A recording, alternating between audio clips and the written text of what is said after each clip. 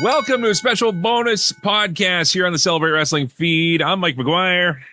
I'm Joe Aguinaldo. And this is a returning edition of Tuesday Morning Cooked, the least produced, least thought out podcast, but still the best damn Raw review on the internet. And tonight, we are not reviewing WWE Monday Night Raw. But before we get there, Joe, this is where you and I would take time to catch up. And, I don't want to go into the specifics, but you know that as of right now, I'm a bit of a hurting Albertan today. Yeah. So yeah. I'm just 32,000 steps, baby. I'm happy to be just sitting here talking to you and catching up like we used to. How are things in Joe's world? It's good. It's busy. I mentioned this to you off podcast, but we spanned them in. We played our first gig on Friday. Last week. Yeah. What are you guys called? The Mixtape Society? That's us. Yeah. We play like a lot of we pay homage to 80s, 90s, and early 2000 songs. In other words, Rock. You do a bunch of covers and you don't pay royalties for them. Pretty much. Yeah. How does that work these days? Because I mean, that used to be the thing. I remember like even DJing events, like sometimes SoCan, which for those that are listening outside of Canada, maybe even within Canada, don't know, but SoCan is the governing agency in Canada that pays out royalties allegedly to artists. And I say allegedly because I would not be the first person to say that. You would not be the first, nor probably the last either. Well, and the accuracy is questionable. The payouts is even more questionable. Basically, what it is that broadcasters, especially, and venues for the longest time had to pay these things called SoCan fees. And I'm pretty sure they still do. And the SoCan fees would cover the royalties for whatever musical content you played in your building or on your radio station, on your TV channel. And then you would submit your logs, your digital readouts, or even scans or photocopies of your old ones back in the day. And somehow somebody would allegedly put this list together and then pay out the artists accordingly. And I say this being a former music director of several radio stations, because we also have this thing called CanCon, which means that you have to play a certain amount of Canadian content per radio station or TV station. And they're starting to do it with the online streaming as well. Sorry, this is turning into a rant. But I remember when I launched a radio station, I wanted to add some songs, and you used to get dinged if you didn't play the CanCon version of songs. So like an artist, for example, let's take Dallas Smith, okay, lead singer of Default and also a huge country singer now. Let's say that he recorded a song, but he recorded it in Nashville, which frankly he should in most cases. Well, I mean, when debuting in the genre and everything, why wouldn't you go to the best place, right? Right. Well, what they would have to do then is send all the audio and all the coding and everything else and have somebody reproduce it the exact same way in Canada. Mm-hmm. Otherwise, it wouldn't be considered Canadian, because if the producer wasn't Canadian, that's one of the elements. You had to have I think it was either 2 or 3 of the elements of this music artist, publisher, producer, and label. Thing. It was like, it's not messed up, but it was kind of like a weird thing. Super messed up. Because you're basically telling your Canadian artist you're not Canadian unless you spend money to do the same work twice. So, hey, fledgling Canadian artist who doesn't have any money to begin with, make things harder for yourself. That's how we're going to support the music industry. I'm so glad I'm not in music radio anymore. I don't miss this crap at all, to be honest. I miss everything else about it, but I don't miss that. At all. No, I get that. That said, though, we did have a good gig. Okay, yeah, back to your thing. So, we have to submit a playlist or anything, or what happens? No. We just we kind of got lucky. Our dudes called up, said, "Hey, we want to play," and they're like, "We'll put you on Friday." I'm like, "All right, cool." Nice. So, and you know what? Like, the band is especially the drummer and the singer. So the singer, he's actually the voice of Sportsnet. Like Really? if you hear his name's Mike, and when you hear like the coming up the World Series, like that's him. Yeah. So it's kind of cool, right? In the biz, we call that the imaging voice. Yeah. Thank you. Yes, he's that guy, and he both the drummer and the singer are huge into CanCon. So we actually played like a lot of Canadian content. Like we played like Our Lady Peace, we played Stereo, we played not Stereo, sorry, Watchmen, we played Grapes of Wrath. Stereo. Oh, that's a good tune. Grapes of we played like that was it Backward Town by Grapes of Wrath. So we got our CanCon in as well. Yeah. Well, going back to the CanCon list for a second here, then we'll actually talk about other things. When I launched that radio station, I asked them, this is the whole point of that story. I asked them, can you send me the list of what songs qualify as CanCon and which ones don't? That way we can comply when we build our music database, right? Yeah. This was the answer that told me that the whole CanCon and SoCan thing is highly in need of review. We don't have one. We don't have a list, but we'll tell you if it's not, and you'll be in trouble. And you can be taken off the air if you don't play a certain amount. That was the whole point of this story. That sounds very... Yes, I've heard this before. Sadly. So, okay. Well, congratulations. Is that the show that Mouth and Andrada showed up at? Yeah, so this was even weirder. So there's a song where I don't actually like play, so it's a kind of a break song for me, right? And because it's a Tool song, it's a long song. So I went backstage to go to the bathroom, and like Mark, because he's in the entertainment section, like he works in entertainment. Mark Andrada, for those that don't know. Yes, Mark Andrada. He knew the Rivoli, so he knew where the dressing room was, and so he just walked backstage, and I just happened to be walking like off stage, and I bumped into him, and then Dan Mouth Lavransky comes in, and I'm like, hey, what's up, guys? It was like kind of a small reunion, so that was the selfie awesome. We took just outside the bathroom. That's cool. Speaking of Mouth, I have to thank him. He mailed me another Sweet Daddy Siki record. Oh, nice. Yeah. I think it's one of the country ones, but it's my favorite one because it's the one of him in all his wrestling gear on the cover, and he's like standing there. Right. And yeah. So is that the one with him in like the top hat and like the he's got his wrestling trunks on with it? Yeah. Yeah. Okay, I know the one you're talking about. Yeah. I think it might even be a double album. I got to double check, but it's scary that I know the cover of this. Yeah. Well, here's the funny thing too, is that because Dan wanted to protect it, because I might be keeping it or I might be gifting it to a certain someone whose birthday is coming up. Right. Is it who I think you're thinking? Yeah, okay, never mind. Yeah, right. Anyway, we'll see. Okay. But the thing is that because he wanted to protect it, he shipped 3 other records with it.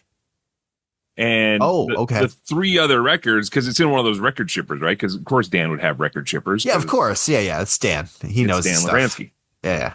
So anyway, one of the records is like an old comedy album. Rusty, what is her last name? I can't remember right now. The other is like Luciano Pavarotti. And then the third one is like some Greek guys. And I was like, he doesn't know this, but he's inadvertently sent me gifts for Mitch and Dimitri. Yeah. That's what I was thinking. Oh my God. And maybe Joe. And maybe even Steph in here. But I was like, this is subconsciously him packing the entire Celebrate Wrestling Network into a record shipper. So, yeah. Anyway, Rusty Blackwell, is that? You got me. Come on, you know me and my pop culture. It's non-existent. This is Dan Lavransky pop culture. So yeah, which is like that's a Dan Lavransky's like deep cuts. Everything. Do you remember? Right? Do you remember the Holiday Hullabaloo when I had him and RJ City sit together, dude? And they just went off on a 20-minute tangent about stuff that nobody's heard of. Like they were talking about like these weird Christmas movies. Yes. It was like, and like and like one of them, and I vaguely remember the topic, but I just remember it was about like it was a UN movie or something, The nuclear war one. Yeah. by the UN, but it was like the most horrible like stereotypes. Carol for Another Christmas or something like that. Yeah, it was, but that was such a fascinating conversation because it's almost like you just wind the two up and you back up and you just let them go. And that's exactly what it was. It's and RJ even laughed at one point. He's like, "We've effectively pushed you out of this conversation now." Yes, pretty much. Yeah, but that was the movie really good though. That was the movie that Rod Serling from The Twilight Zone. That's it. Yes. Yeah. That's it. Yeah. And it was something about something about nuclear war and all. It was just crazy. I watched it. I remember watching it. It was just nuts. Lord. Okay. Yeah, I didn't go that far, but even they were even just talking about like just it was just this random stuff that, and they both knew what the other was talking about, and it was just like, how do you guys know this stuff? Like, yeah, it was. I'm just reading the synopsis now, trying to pretend like I remember it all, and I don't. It was so weird. It was such a weird movie. Anyway, yeah. Well, that's. I'm glad you got to see them in person, and that's something that I do miss is seeing those guys. I do get to see a bunch of people this week, though. I'll be on the road Wednesday. I'm doing small town indie wrestling, which is awesome. The Lethbridge guys are doing a show in a town called Raymond for Canada Day. So we're going to do wrestling. I'm ring announcing, and then the fireworks happen right after our matches. So nice. That's exciting. And then on Thursday, I head up to Calgary, and I'm hosting a private Calgary Stampede kickoff party. And I doubt this news has made it to where you are, but there's been a bunch of crap going on in Calgary about noise ordinances for these outdoor concerts that happen during Stampede time. And it got to the point where the provincial government is like overreaching and claiming that they're going to do something about it, which they can't. And, everybody's just fighting, right? Like everybody's just fighting. And so right. Happily, I can say I'm not a part of any of those events, which I'm thrilled about. This is one in a closed theater that has walls and a ceiling. So, it's an actual thing. And then I got confirmed once again to MC a thing called Flats Fest out in BC, which I've been to the last couple of years. And dude, it's a music festival in the mountains. And to tie it back to our podcasting past, one of the favorite acts of one Jason Agnew, Stephen Page of the Bare Naked Ladies, is going to be one of the headliners. Oh, wow. Okay. Yeah. So looking forward to meeting him and bringing him on stage. And then I have another surprise coming up that I won't talk about now. But it's going to be good. It's going to be good. Nice. So that's some of the stuff going on. And a bunch of other wrestling stuff coming up too. CWE's on the road. Going to have Trevor Lee, who used to be Cameron Grimes in NXT. Oh, yeah. Right. To the moon, baby. Yeah, to the moon. He's going to be on that tour, so we're going to probably try and get a chat with him at some point if he's interested. Nice. And yeah. And then I don't know if you heard on McGuire on Wrestling, but I told this story about cleaning the ring canvas yesterday. And yeah, it was crazy. It was right at the start of the show, so clearly you didn't listen to the show yet, or you skipped that part, one of the two. But I came in at the 5 count, so like, oh, dude. Well, see, this is what I've done now is I've taken the show and I've made the first 5 minutes like what you and I do, but it's just me kind of updating my. So it's like the most personal part to me, and you skip right by it. Thanks, buddy.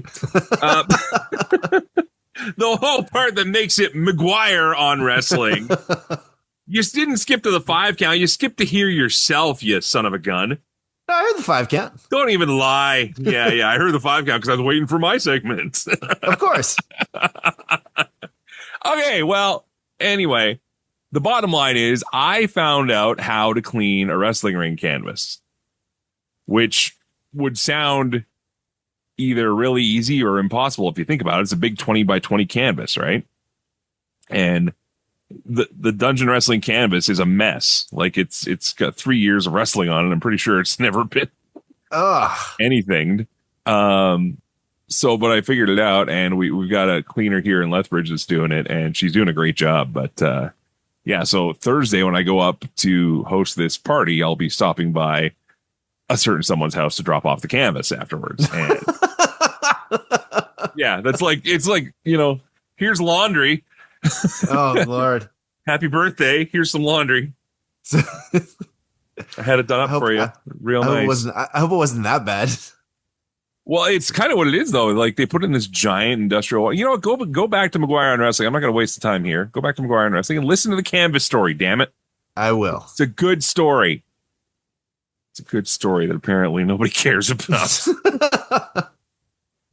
Joe Aguinaldo just wants to hear himself. That's fine. That's fine. I do the same thing. It's all good. Actually, what did we talk about yesterday? What? What did we talk about? Oh, right. The Night of Champions. Night of Champions. Right. And what are we going to talk about now? Everything else. Everything else. Dear God, what a mess, man. So the point of this show, besides Joe and I catching up and reminiscing, which I think we've done enough of now, is to touch on all the other stuff that happened on Sunday. Saturday, Night of Champions, done. Got some great content out of it. Got a great radio show out of it. Got a great podcast out of it. But dear Lord, Sunday was a chore, Joe. It was not easy. Now, let me ask you, out of the options that were available, and 100% clarity, again, we don't lie and say we watched every second of everything. Joe, what did you watch between TNA Slammiversary, NXT Great American Bash, and AEW Forbidden Door? AEW Forbidden Door. You watch any of the other two at all? Just highlights. And highlights is fine. Not even that much. Okay. So I decided to be a super trooper and tried to watch all three. Now, why? It's a lot of wrestling too. Because I need to convince myself that I still love this, apparently. I don't know. I don't know. You're a better P1 than I am. What a damn mistake. Like, and it's just going to get worse when All In happens, because WWE's counter-programming now. They're doing AAA and NXT together. So that's going to be crazy. And Lord knows what TNA is going to throw in there that weekend. Right? It's just stupid. But I watched I watched 95% of Slammiversary. Oh my God. Well, that's impressive. I missed like one or two of the middle matches because I had some stuff I had to take care of. But yeah, I watched pretty much the entire show. I really wanted to see what happened with Santana. Obviously, we had him on the show the week prior, and all the conversation was about him. And I kind of knew it was going to happen, kind of didn't. And Joe, I don't know if you actually saw how that match finished. Did you hear about it? I did not. Okay, that's fine. So the show is running long. The show is running really long. They've got a certain window that they have to fill to get this pay-per-view done, right?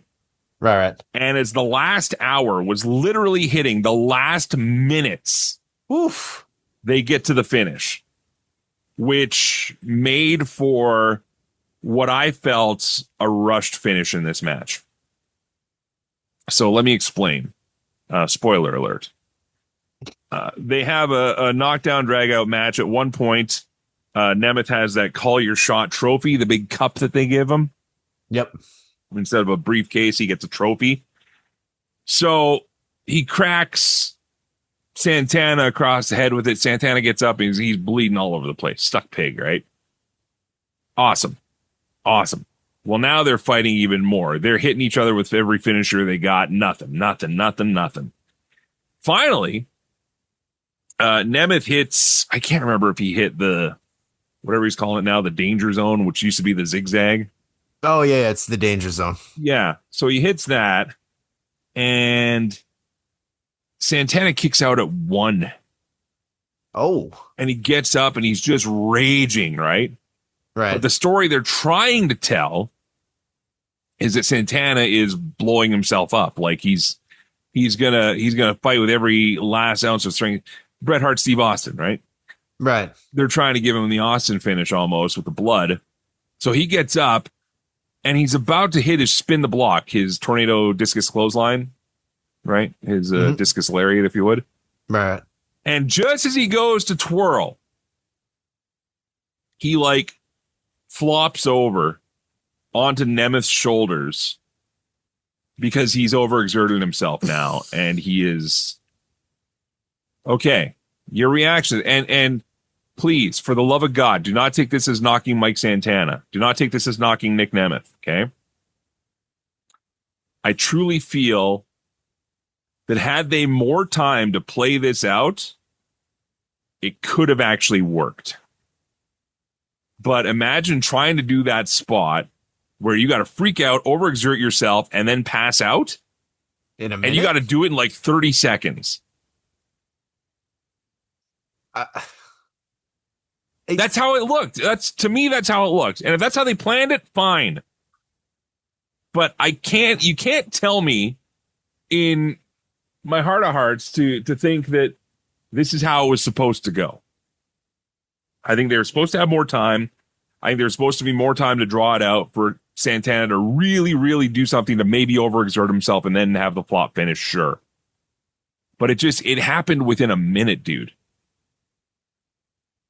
Yes, especially if he kicked out at 1 from a... That's what I mean. From the danger zone thing or whatever you call it. But I don't know, like, because like that the way you described that ending reminded me of Punk Roman, and I had no time for that Punk Roman ending.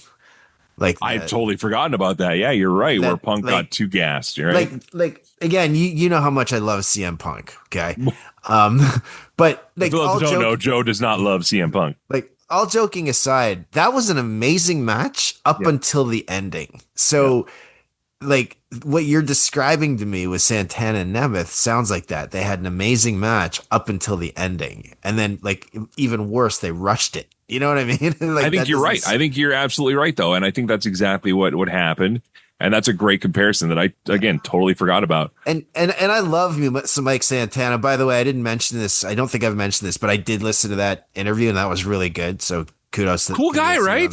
Yeah, really cool, man. Yeah. And like I love the stuff that like where he was talking about how Calgary was like he was even though he's from New York, Calgary was his place, like Bret Hart was his guy, all that stuff. So I really dug that. It really resonated with me. And we had, like I said, we had multiple conversations like that. And I told him, I said, look, man, I'm not trying to butter your bread or nothing here, but like everything he says about that was me growing up in Red Deer. Yeah, no, 100%. Like, it was idolizing him, and it just to see someone else who not only has shared that same feeling and materialized it into some great success, and he's done that. And I think on this very show, maybe, or one of these shows, when Santana first announced that he was going solo, remember the hate that was on that guy?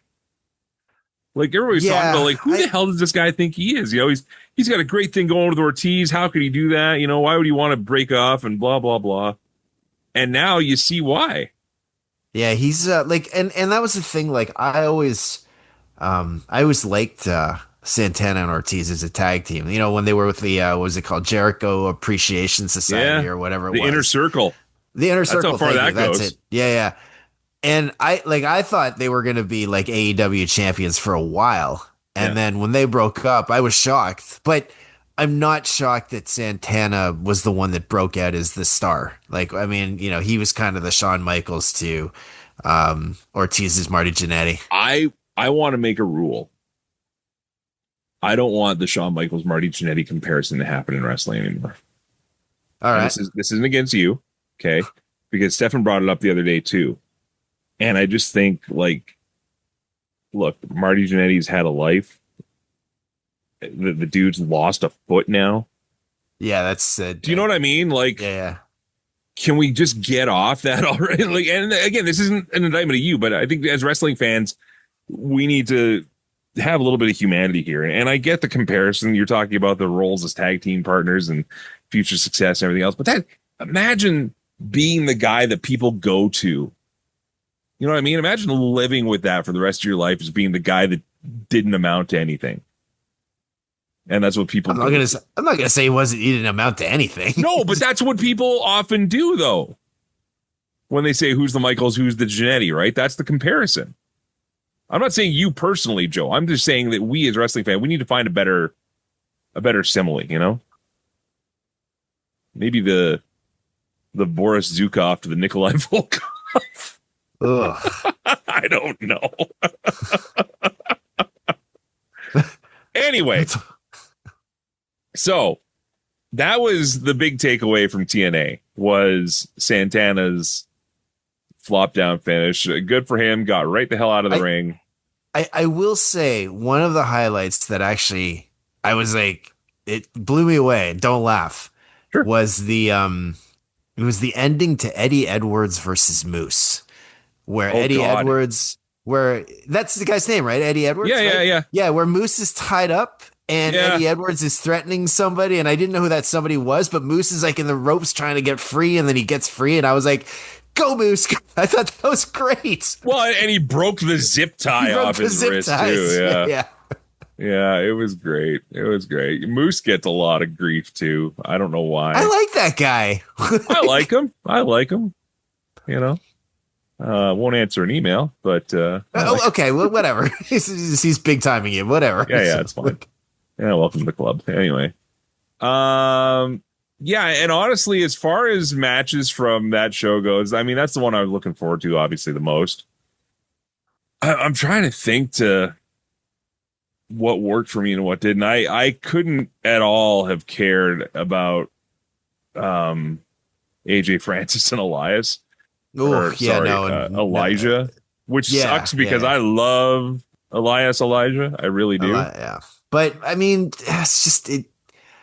Yeah, that just doesn't. I looked at the card and aside from Santana and Nemeth, like sure Moose and Eddie Edwards, you know, I kind of knew like a little bit about them, but for the most part, the card was just like, I couldn't get into it. Well, I will say this too: Jeff Hardy is still just insane. Like he's becoming the middle-aged of this generation, right? Like, as long as he doesn't hurt himself, like, you know. Yeah. I did not appreciate the 7-man X Division Championship match, the Ultimate X, and I don't say I didn't appreciate the match for what it was. I just didn't understand how Leon Slater's rematch got turned into a 7-man. Like Leon Slater lost the title. So he should get a match against Cedric Alexander, right? Or as I call him, Cedric Alexander Fatu. Because, man, is he giving off Jacob Fatu vibes now. But, yeah, they you know, the one good thing that came out of that is that after it, they gave Amazing Red his induction to the Hall of Fame announcement, which is cool. Yeah, I saw that. Yeah. Yeah, but, I mean, the only other thing that really kind of made me smile in this whole thing was seeing Uha Nation, Apollo Crews, come back. Fair enough. And he's wearing the full Uha Nation outfit. I was like, yeah, what a great name. I forgot that he was Uha Nation before he was Apollo Crews. I love that name. So you said the card ran long. Like, how long did it go? Well, it went right to 4 hours. It went right to 4 hours. Yeah. Yeah. Okay. Gotcha. Plus, they had a pre-show set of matches before that as well. So they had a bunch of... Hey, who do they think they are? AEW? Come on. Well, that's just it, right? That's just it. So we'll get there in a moment here. So you didn't watch any Great American Bash? I'm looking at the card. I don't know anyone on here other than Zariah. Okay, well, Tony D and Naraku. Okay, wait. I know Tony D'Angelo and I know Naraku. Yeah, well, Naraku, formerly Evil. Yeah.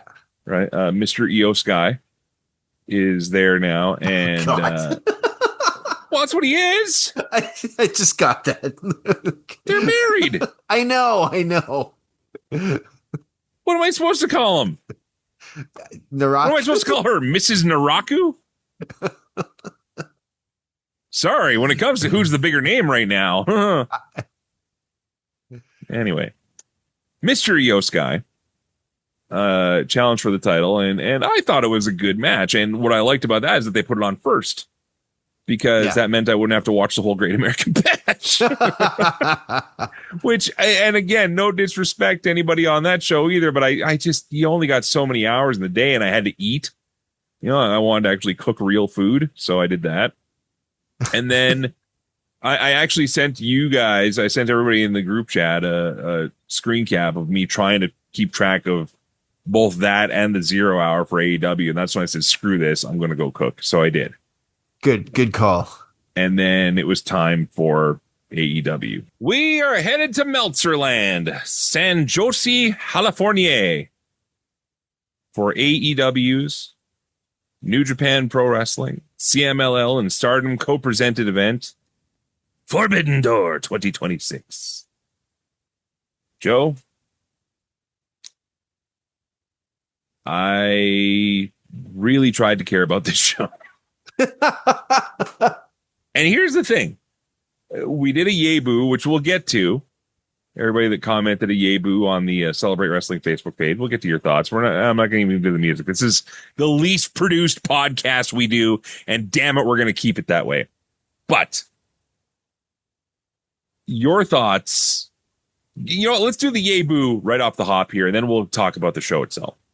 So, okay.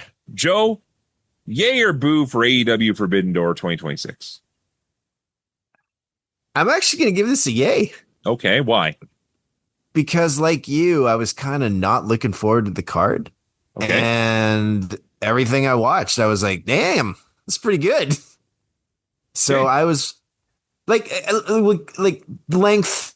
We all know that AEW goes long. Okay. So let's get that out of the way. But like these, like even like I walked in during the last match of the 0 hour, like the pre-show. It was like Megan Bayne and Lena Cross versus Thunder Rosa and Olympia, and I was like, Divine and it was like Dominion. Olympia walked out, and I'm like, who's that? And then I was like, hey, and then like Thunder Rosa came out. I'm like, that's cool. And then I was like, this is a pretty good match. And then like they kind of got me into it, and like every match as it went along, I was like, I didn't want to like the Young Bucks match, like the, you know, Young Bucks versus Mystico and Dorada and like Unbound and stuff. And I was like, damn it, I like this match. And then Kenny Omega and Zack, like I was really looking forward to that match because Kenny Omega, Zack Sabre Jr. Hello.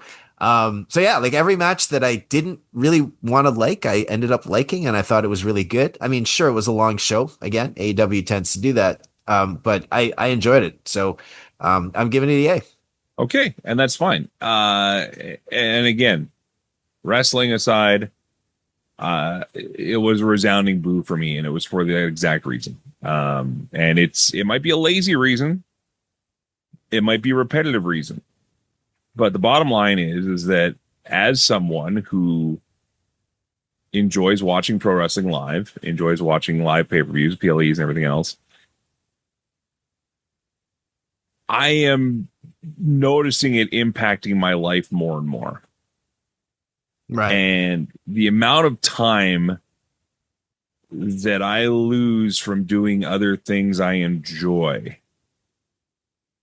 And I realize these are personal choices. There's not a gun to my head saying I have to watch wrestling. I get that, okay? I do feel some responsibility having a weekly show and claiming to be someone who, you know, again, I don't even know what I am. I'm a talk show host. I'm not a journalist. I'm here to just talk about it, right? The thing for me, Joe, is that the matches, yes, many were spectacular. And I agree 1,000% that the wrestling was top bar stuff. Even the matches that were so-so were great. But I need wrestling companies to accept that we have lives outside of you.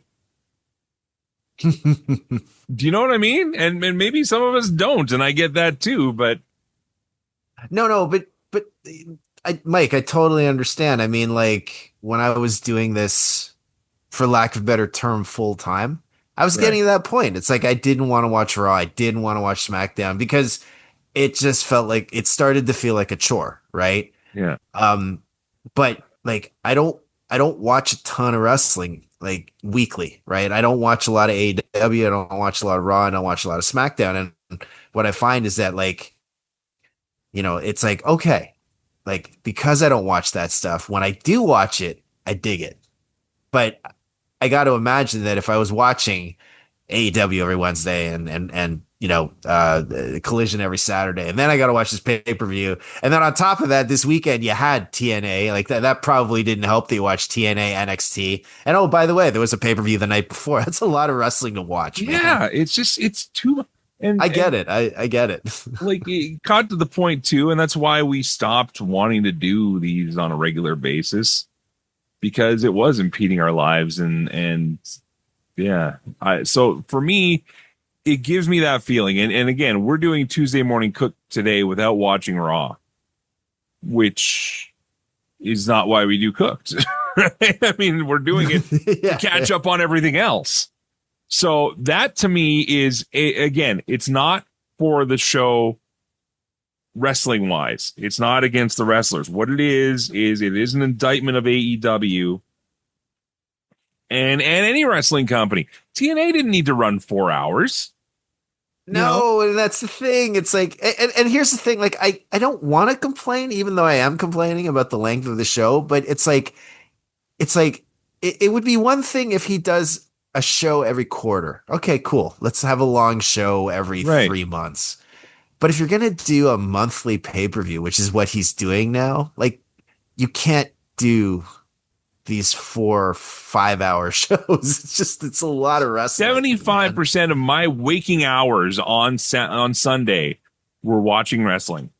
Yeah. And here's the thing. So as much as I enjoyed the pay-per-view, with that context that you're giving me, if it had been me, I probably would have given the show a boo, because this was a long show, right? Give me all killer, no filler, but give it to me in 3 hours.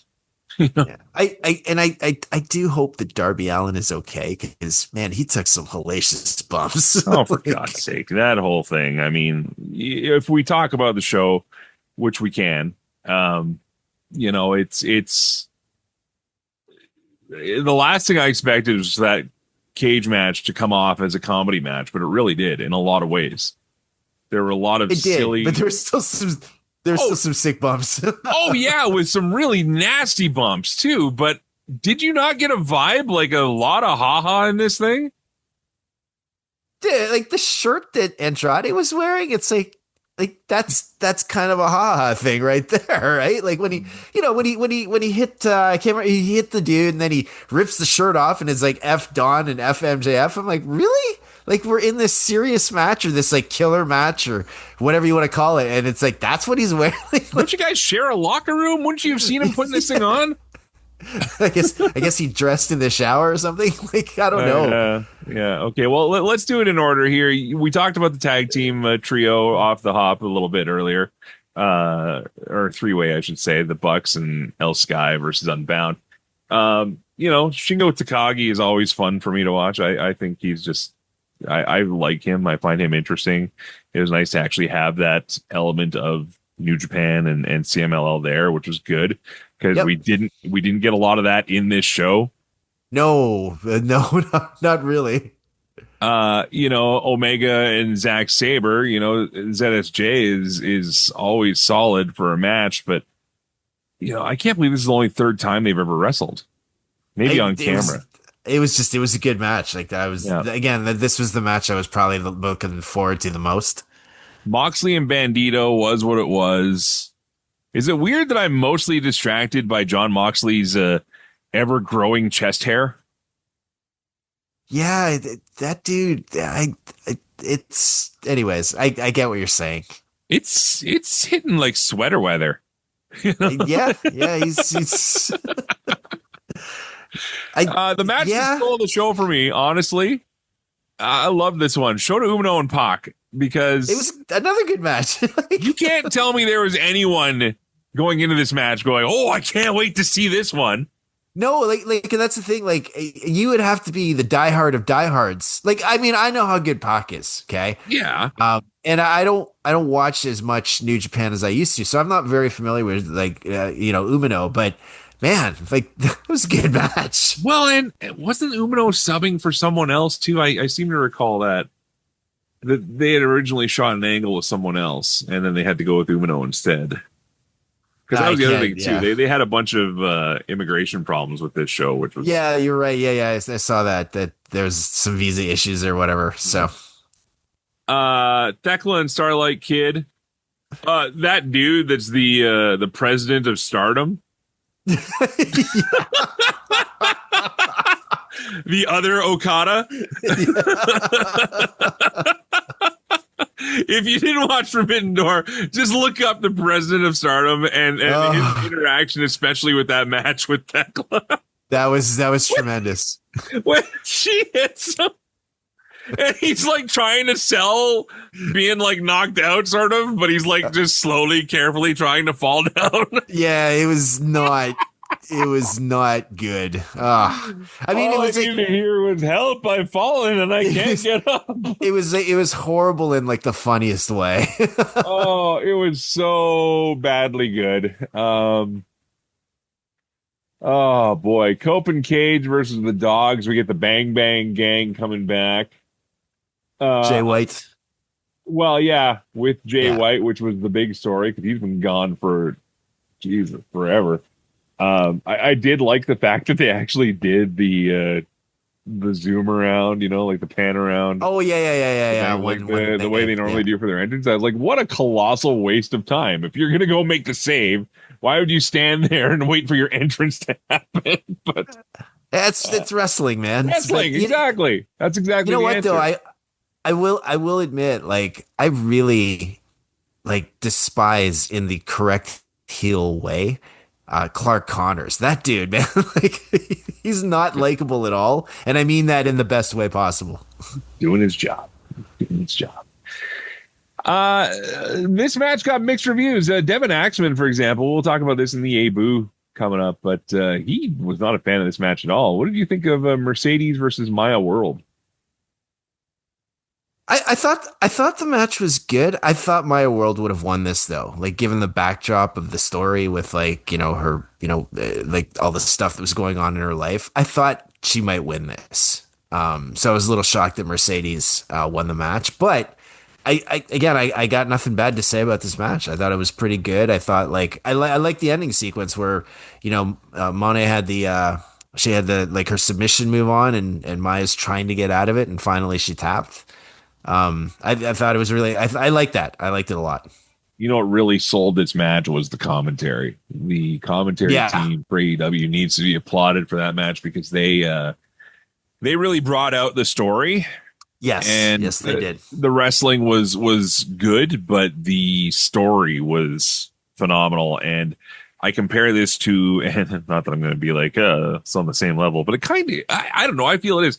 I recently got to call a match in Dungeon Wrestling between Ava Lawless, who's a big time name out here, and Gigi Ray, who was actually Booker T's ROW Glory champion and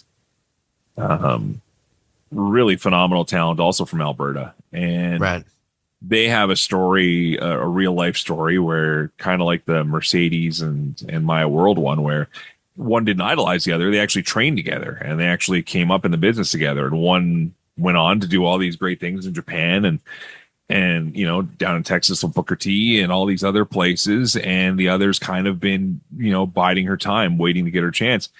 And so I got to call and I talked to both the girls before the match, kayfabe. But I said, what's the story here? What are we talking about? And they explained to me individually their perspective of what the story was going into the match. And it's one of my favorite matches I've ever called. And Ava actually came to me and said afterwards, like, I really appreciate your call on that one. The commentary was really great. And I was like, it was great because you gave me a great story and you gave me a great story to tell. And that's what these girls had was a great story to tell. And I think that the commentary was more interesting to me than the match was, if that makes sense. No, I get that, because again, like I didn't know a ton about like Maya World, and nobody does. Like we have no reason to. She hasn't been around that much. No, but that's the thing. Like when Excalibur and like when those guys were talking about her story, it was like, okay, you're giving me context, and like that made me care about the match more. So I agree with you. I think like the commentators, they should be given some kudos for calling the match that the way that they did. Walker Stewart is the other guy you were thinking of. Right. He was telling a story, and cool throwback for him too. I think he mentioned that he called like one of her first matches or some of her first matches back in Texas, and it's like, that's awesome. To have that kind of connection, that's really cool. So. Well, and again, it gives guys like me who don't know the story context, and makes me want to care about this person or this wrestler. That's all it needs to be. Okay. Is it main event time? No, it's cage match time. Or is it? Hold on. I mean, this was one of the 3 main events, right? Yeah. I'm trying to remember the order of things here. Well, I know the cage match happened, and then right.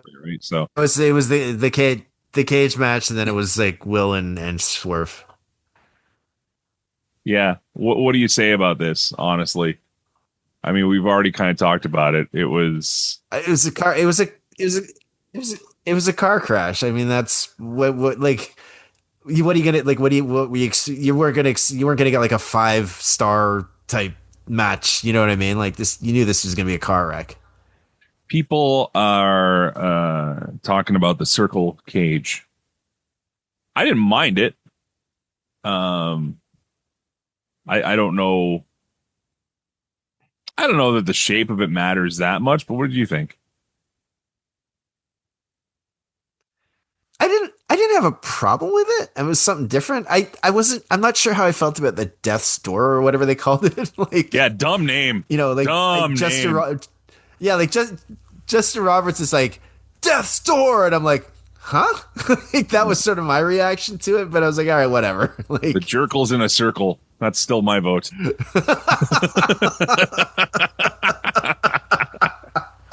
Right now, Dimitri Krolos wanting to make a Peter North joke, but anyway. Oh Lord, let's not. Yes, Dimitri, he didn't say it. Anyways, the name just kind of threw me for a loop. But I mean, again, it was like in terms of the shape of the cage, I had no problem with it. I just had a problem with the name. That's the bottom line. All right. I saw somebody online say they should have called it the Wheel of Steel, and I'm like, I don't mind that actually. You know what? Like, that's better than Death's Door. Like, better than Death's Door. Yeah. Okay. By this point, I'm tired. Like, I'm exhausted. And I'm done with watching wrestling. I'm pissed. Like, I'm not enjoying myself anymore. I'm like, why is this show still going? Yeah. How much longer is this going to be? And then Will Ospreay and Swerve Strickland come out. And these are 2 guys that I love watching. But this is why it gets a boo from me, Joe. I love watching these guys. I couldn't stand the fact it was so friggin' late into the show. I had to watch this, though. Yep. And it really soured me. And I was like, just bring it home already. Well, and it's funny you're saying this, because like when I was doing the podcast thing, much more consistently, I would give shows like this a boo, because it was like so long, and it was like, all right, I'm done. Right. Yeah. Like to your point, Will Ospreay, Swerve Strickland, it was a great match, but not after 4.5 hours of watching wrestling. There's nothing you can show me that I haven't seen some version of. Yep. There's nothing you can do that I haven't seen some version of, and part of it's my fault for watching other shows. Sure. But really? Like, even your own show has 11 billion matches. Yeah. And that's, again, like, that's the problem, is that, like, you could take some of the blame for watching it, but at the end of the day, you're watching something that you like. And, even if that's making you sick, that may not not be a you problem, right? Well, like I said in my yay boo comment, is that even an all you can eat buffet can make you sick. And that's what AEW always says. Like, we're like a buffet of wrestling. There's something for everyone. Yes, but too much is still too much, guys. And that's what I'm saying. Is that and the other thing too is that you came off like this cage match into another bloody match with Will and Swerve, and it was kind of like, to your point, yeah, you're not showing me anything that I already haven't seen in this show, right? Yeah, and the worst part too is that Swerve and Ospreay, like, they looked like they were legitimately dying. Like, it was, I feel bad for saying that, because that means that's what they have to do. Like, that's the level they have to carry it out to try and outdo everything else that happened on the show. I don't know. But Joe, what I do know is that we have some conversation to get to, and that is in the version of Yay Boo, our Celebrate Wrestling Facebook feedback. Yay Boo on AEW times New Japan times CMLL times Stardom Forbidden Door 2026. Not a ton of comments on this one. I think just, due to the viewership, the time more than anything, I think, is what probably kept people from watching this one live. Or they fell asleep before they could put their Yay-Boos up. That could be it too. I'll start here with your pal, Chris Hodnott, who says, yay, in your voice, in Joe's voice. So go ahead and give it a yay, Joe. Yay. There you go. Chris says, show is good from top to bottom. Started off fast and hot, then found its consistent pace. Can't say there was a bad match. Great wrestling. The round steel cage was interesting, and that match was just what the pay-per-view needed. 10 matches on the card, plus 3 on the pre-show for a total of close to 6 hours. Length and start time on a Sunday is the only complaint. See, even somebody who enjoyed it immensely is saying that 6 damn hours on a Sunday night is not good. Oh, well, that segues into what Alan says. He gives it a boo. Too long of a show. 2 bloodbaths in a row was a bad choice, and there wasn't a whole lot of surprises. Matches were good, but there weren't really any upsets or shocks. Devin Axman, we talked about him before. He says, I'd have to say a yay, but it was definitely a middle tier of AEW pay-per-views of all time. That just shows how good the company has been. Okay, I'll give you that. Trios match was super fun. Kenny Zack Sabre Jr. was a technical masterpiece. Mox Bandito was fun. Best Shota match I've seen. I agree. I think Umino, again, was the star of this show. Really enjoyed seeing Starlight Kid. Yeah, I'd never seen her before. And then the show died with the tag match, and the cage match had too much comedy for my liking. Which you said as well. There you go. Maya World wasn't ready for that yet, but she might be in a year. All-time carry for Mercedes. Maybe in the minority, but I loved the main. An all-time blade job from Swerve and a brutal match. Transitions were insane, too. They did miss the peak a couple of times. Ended after the first Hidden Blade showdown. Overall, 3.5 Mr. Big Sticks out of 5, with the show being too long. See, and Devin is like one of the biggest AEW fans we have on the page. Yeah. And I'm not saying we don't do the tribalism thing here. What I'm saying is he enjoys watching and talking about AEW. And even he is saying, cut down on the length. Some of the matches, it would have been much better. I agree. A lot of these matches didn't need to go 20 minutes, or however long they did. Like, it just needed to just slow down already. You get it done, speed it up, whatever. Danny Fournier, he says he's split on this one. He says that the show was too long as a whole, and most of the matches, kind of to what you were saying there. And what everybody's saying, even the people that loved it. Now, here's an interesting point. He says that he's starting to notice that with these long matches, there's so many high spots that they tend to forget the majority of them. So when he finishes watching a match, he'll say, that was amazing. Then he doesn't know why it was amazing. He goes on to say, I think I get that. I totally understand that. That's true. And I got a great comparison for you, but keep going. So he says he thinks the round cage worked for the match because it was 12 guys plus Leo Rush, and they needed the room. Oh my God. Pause. Leo Rush in the duffel bag. Leo, I can't believe we didn't talk about that in the review, but what a moment. It's fine. It's fine. All right. Sorry, Danny continues. He says, was it just me or was it really a Forbidden Door event? He saw a couple of NJPW, CMLL, and Stardom wrestlers throughout the night, but that was it. Main event, the 12-man cage match, the tag team match had people who had been in NJPW, but they're AEW regulars. I'm going to skip to the end. He says that AEW put on a show with some great matches. But the matches and events were too long for it being a Forbidden Door. It didn't really feel like one. Anyone who came in through the quote unquote Forbidden Door. It's too bad that they could have pushed the event back a couple weeks to coincide with a 90-day clause that let go WWE talent, that they had to abide by. Having a bunch of them debut at Forbidden Door would have been epic. I don't know if I agree with that. Yeah, who are you going to bring in? Yeah, exactly. Are you going to bring in the Wyatt Six? What are you going to call them? No, please don't do that. The Wyndham Four? Oh, God.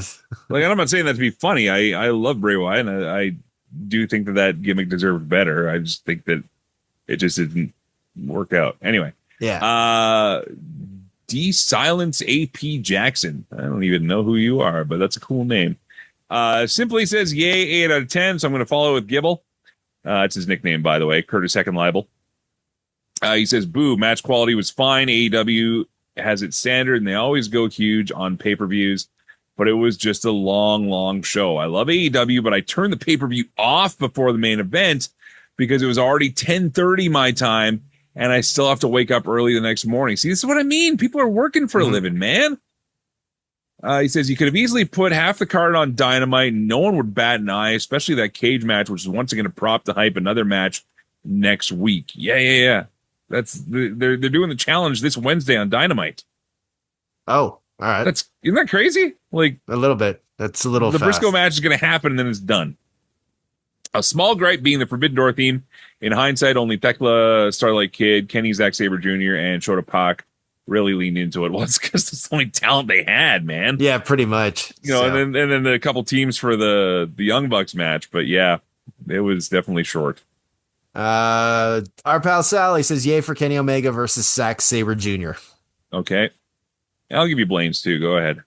All right. So Blaine says, got to give it to them. It was a yay. It exceeded expectations and gave us a little something extra that you wouldn't normally get for free. That's what every pay-per-view should be. I was kind of expecting the thumbs down for Death Riders and still have no idea what the angle is going, but that's not a bad thing. Well, Blaine, giving us a little something extra that we normally wouldn't get for free is fine, right? It's like, hey, you got an extra scoop of ice cream on your cone. You paid for one, but you got two. That's a nice treat. That's a nice, pleasant surprise, right? They didn't hand you 10 gallons of ice cream and say, carry this out into the hot summer sun. This is what I'm saying. And I love wrestling. I do. I'm doing like a bajillion shows this month.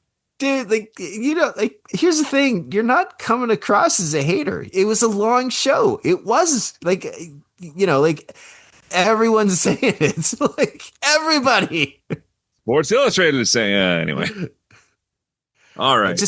But hey, man, if Tony Khan wants to do it, that's what he's going to do, right? If Tony wants to do, Tony's going to do. All right. Joe, this has been fun, but it's gone on far too long. Not as long as the Forbidden Door was. We would still have to go for at least 4 hours and 50 minutes to match that show's time. I like talking to you, but not that much. I don't even like you that much at all. The thought nauseates me.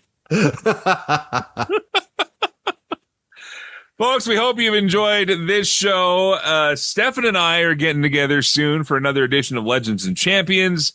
Alternate commentary table on Saturday, and good old McGuire on Wrestling coming up on Sunday. Joe, thank you as always, my friend. No, thank you. And thank you for listening. Let us do what we do. Till next time, play safe, drive safe. I've seen ya. Bye.